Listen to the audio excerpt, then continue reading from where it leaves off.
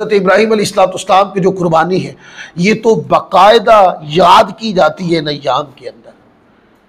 हज़रत इब्राहीम अलैहिस्सलाम ने अपने फर्जंद अर्जुमंद की कुर्बानी दे दी और आपकी कुर्बानी कई तरीकों की थी।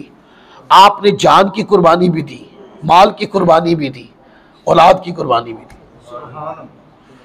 आप अंदाज़ा करें ना कि हज़रत इब्राहीम अलैहिस्सलाम जब वो लोग जो आपके मध्य मुकाबिल थे, जब वो आपसे टॉक भी नहीं कर सके, आपकी बातों का जवाब भी नहीं दे सके हैं, और आपने उनके बुतों को भी ढा दिया था, तो फिर उन्होंने क्या किया? उन्होंने कहा कि भाई असी हुण सुननी नहीं है। जब बंदा जाहिल मुतलक हो जाए ना, जब किसी की बात का जवाब ना दे सके, तो उसूल इल्म के मुताबिक उसको अपनी शिकस्त तस्लीम करनी चाहिए और सरेंडर कर देना चाहिए और कहना चाहिए कि मैं इल्म में आजिज़ हूँ, सो आपके दलाइल वज़नी हैं, मैं आपकी बात पे कायल हो गया हूँ। तो हज़रत इब्राहीम अलैहिस्सलाम के दलाइल के सामने उनके दलाइल भी चंद चल सके और हज़रत इब्राहीम अलैहिस्सलाम ने उनके बुत भी ढा दिए थे। और जब उन्होंने कहा कि आप अपनी तबलीग से बाज आ जाएं, आपने फरमाया कि एक हाथ पे चांद और दूसरे पे सूरज भी रख दो ना, मैं हक गोई से और अल्लाह तबारक व तआला अज़्ज़ व जल की बारगाह का पैगाम पहुँचाने से बाज नहीं आऊँगा। फिर उन लोगों ने क्या किया? उन लोगों ने बहुत बड़ा चीखा बनाया। इसको लिखा है इमाम फ़खरुद्दीन राज़ी रहमतुल्लाह अलैह ने यह कौल लिखा है और बाद उन्हें इसकी निस्बत हज़रत अब्दुल्लाह बिन अब्बास की तरफ की। वो कहते हैं कि चीखा बनाया गया, वो पत्थर की 30 गज लंबी और 20 गज चौड़ी 4 दीवारी, फिर इसको लकड़ियों से भर दो और इनमें आग लगा दो, यहां तक कि आग जोर पकड़ जाए, भांबड़ बन जाए। कहते वो चीखा इतना बड़ा था कि जब 4 दीवारी को बना दिया ना, सारा शहर 40 दिन तक उसके अंदर लकड़ियां डालता रहा। वो इतना बड़ा चीखा था। और हजरत इब्राहीम अलैहिस्सलाम को मिंजनीक के अंदर बांध करना उस चीखा के अंदर डाला गया और क्या कहा कि हम इनकी बातों का जवाब नहीं दे सकते, सो हम सजा देते हैं। तो जो बातों का जवाब ना दे सके, सजा दे, उसको जाहिल कौम कहते हैं, उसको जालिम कौम कहते हैं, उसको बदतर कौम कहते हैं।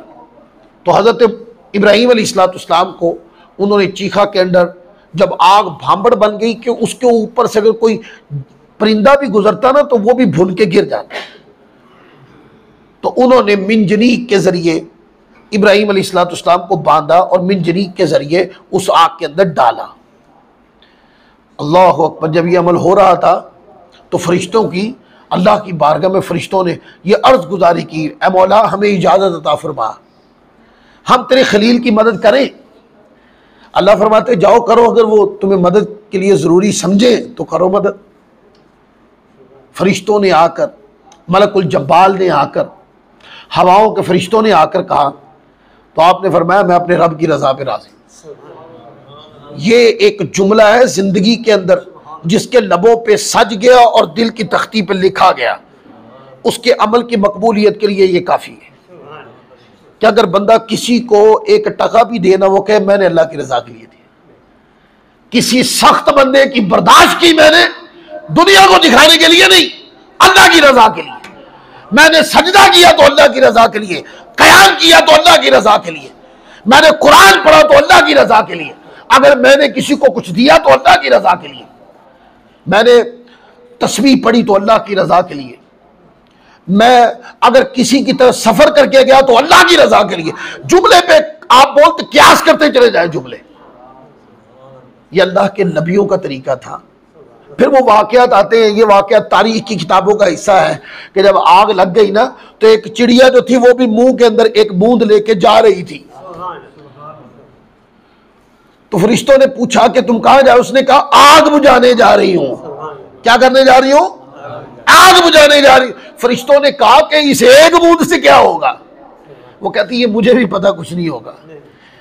अल्लाह अकबर। का क़यामत वाले दिन जब आग लगाने वालों का और बुझाने वालों के नाम आएंगे ना, तो बुझाने वालों में मेरा भी नाम है। अल्लाह अकबर। तो आपने अपनी जान की कुर्बानी दी कि नहीं दी? किसके लिए? दीन के लिए। अल्लाह के पैगाम के लिए। मोमिन वो होता है जो अल्लाह के दीन के लिए लड़ मर जाए। तो आपने देखे दीन की खातिर जान कुर्बान कर दी। इतना बड़ा चीखा, आग का भांबड़ है, और अल्लाह के नबी कहते नहीं मैं इसकी परवाह नहीं करता। क्यों? कि इसलिए कि मैं हक पे खड़ा हूं, और जब बंदा हक पे खड़ा हो तो उससे बड़ा दलेर कोई नहीं होता। तो फिर आपने देखा कि उन्होंने अपनी तरफ से कहां डाला था? चीखा में। तो फरिश्तों ने अपने परों पे समेटा था। कहते हैं कि इब्राहीम अलैहिस्सलाम को जब आग में डाला ना, तो इनके लिए वो आग थी, उनके लिए वो बाग था। तो जो बंदा अल्लाह के दीन के लिए यूं खड़ा हो जाए तो दुनिया की तकलीफें भी बाग बन जाती हैं। सारी जिंदगी बंदे ने अल्लाह की रजा के लिए, खुशनुदी के लिए, दीन की ताबेदारी के अंदर गुजार दी। जब बंदे का सांस बंद हुआ ना, तो उसके लिए बाग, आगे बागों का समंदर आ गया। तो आपने जान की कुर्बानी दी, आपने अपने माल की कुर्बानी दी, और आपने अपने बेटे फर्जंद की कुर्बानी दी, हजरत इस्माइल अलैहिस्सलाम की। आखिरी बात करके ख़त्म कर रहा हूँ। ख्वाब ही आया ना, बोलिए, ख्वाब ही आया ना, थे और अपने फर्जंद से कहा जाकर कि मुझे ये ख्वाब आया, तो ये अल्लाह का हुक्म मैं पूरा करने जा रहा हूँ। तो फर्जंद अर्जुमन ने क्या कहा? फर्जंद अर्जुमन ने कहा कि आप अपने रब का हुक्म पूरा करें, मुझे साबिरीन में पाएंगे, मुझे सब्र करने वालों में पाएंगे, तो आप अपना काम पूरा कीजिए। तो कुरान मजीद के अंदर ये बात है, फरमाया फलम्मा बालगा माअहु साया क़ाल या बुनय्या इन्नी अरा फिल मनामी अन्नी अज़बहुका फंज़ुर माज़ा तरा क़ाल या अबति फ़अल मा तुअमरु सतजिदुनी इंशाअल्लाहु मिनस साबिरीन। कुरान पाक ने ये बयान किया। फिर जब वो उसके साथ काम के काबिल हो गया, कहा ऐ मेरे बेटे, मैंने ख्वाब देखा, मैं तुझे ज़बह करता हूँ, अब तू देख तेरी क्या राय है। कहा ऐ मेरे वालिद, ऐ मेरे बाप, कीजिए जिस बात का आपको हुक्म होता है, खुदा ने चाहा तो करीब है कि आप मुझे साबिरीन में पाएंगे। हैं गला कटना है, छुरी चलनी है, धड़ तन से जुदा हो जाना है। आपको पता है जब छुरी चलती है कितनी तकलीफ होती है, जानवर तड़पने लग जाता है, तो इंसान का क्या हाल होगा। उन्होंने ये सारी तकलीफ को अल्लाह की रजा के सामने सजदा रेज कर दिया कि अल्लाह की रजा के सामने कुछ नहीं, ये मेरे रब की बारगाह में ये जान कुछ नहीं। तो मोमिन को ये बताया, मोमिन तेरी जिंदगी ऐसी होनी चाहिए कि ये जिंदगी है ही रब के लिए, ये है ही रब की रजा के लिए, ये जिंदगी गुजरनी रब के तरीके से चाहिए। और अगर रब के तरीके से हट गए हो तो अपने आप को समझाया सिखाया करो और कहा करो कि असल तरीके से हट गए हो। और यहां पर एक बात करो और ख़त्म करो बात। कुरान पाक ने यह फरमाया कि इब्राहीम अलैहिस्सलाम को ख्वाब आया, और हज़रत इस्माईल अलैहिस्सलाम फरमाते हैं अपने वालिद गिरामी से कि आपको जो हुक्म हुआ वो पूरा कीजिए। क्या कहा? आपको जो हुक्म हुआ वो पूरा कीजिए। ख्वाब, अल्लाह के नबी का ख्वाब भी वही होता है। तो अल्लाह के नबी की बात कितनी मुस्तहकम होगी। तो जब ये बात की जाती है ना कि आका अलैहिस्सलाम जो है वो सरापा वही है, इन हुआ इल्ला वहयु यूहा, जब तक हुजूर किसी बात का इस्तिस्ना न कर दे खुद, तब तक मुतलकन ज़बान रिसाले से निकली हर बात में ये खुदा है। जब ये कायदा बयान किया जाता है लोग कहते नहीं ऐसा नहीं हो सकता। अल्लाह के नबी के तो ख्वाब, आपको और मुझे जो ख्वाब आते हैं ना लापरवाही में आते हैं।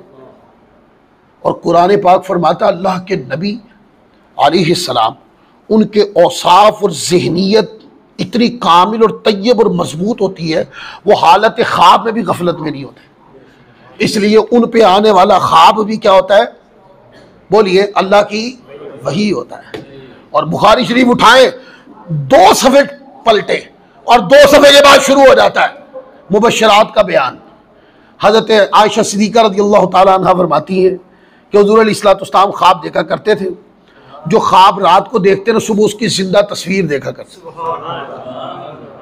तो इसका मतलब ये कि अल्लाह के नबी के ख्वाब क्या होते हैं? वही। तो अगर ख्वाब वही होते हैं, जिस वक्त बंदा बिस्तर के ऊपर पुरसुकून अंदाज में लेटा होता, उस वक्त जो वारदात है वो वही है। तो जिस वक्त बंदा चल फिर रहा होता है, आज़ा उसके चल फिर रहे होते हैं, तो वो बात वही क्यों नहीं भाई? अकीदा ये है अहले सुन्नत का। अकीदा क्या है? अकीदा ये है अल्लाह तबारक व तआला के नबी की हर बात, बोलिए क्या, जब तक खुद इस्तिस्ना न फरमा दे, खुद न कह दे कि ये वही नहीं, तब तक मुतलकन जो भी ज़बान रिसालत माब से निकला वो क्या है? वही। तो जब हर बात ही वही है, तो बताओ मुझे अल्लाह ताला अज़्ज़ व जल के नबी का इल्म हो, जहानत हो, तकवा हो, परहेजगारी हो, उनका इल्म और इरफान हो, उनके इख्तियारात हो, क्यास करते जाए इन मसाइल को, क्या इंसानी अकल में आ सकते हैं ये? तो इन सारे मसाइल को इंसानी अकल पे तोलना भी बंद कर दीजिए।